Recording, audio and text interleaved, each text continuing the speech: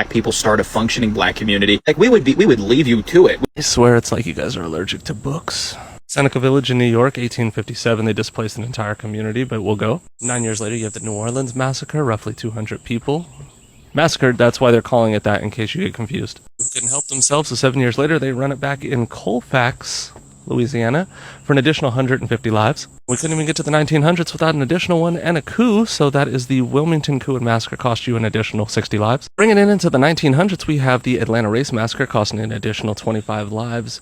Right before, I believe, 4 years prior to the 1910 Slocum Massacre, that was anywhere between 7 and 100 lives lost, but there was suppression on the record.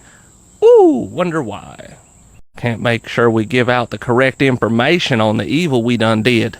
1917, we have an additional massacre called the East St. Louis Massacre that cost about 200 lives, which was only 2 years before the Elaine Massacre in Arkansas. That was an additional, I believe it was 150 lives. Looked it up, it ranged between 137 and 250. That was my mistake. 1920 of the Ocoee Massacre, it's an additional 50 lives lost for whatever cause you're fighting to defend here. 1923, we have the Rosewood Massacre. You want to talk about the flooding of Cahuenga in 1926? We can do Oscarville, aka Lake Lanier, 1956, another time we flooded an entire community that still had humans in it. And in 1985, look what the government did to Philadelphia. Type in Philadelphia Move, B-O-M. Oh, okay. I say all that to say that these people don't live in the same reality as us.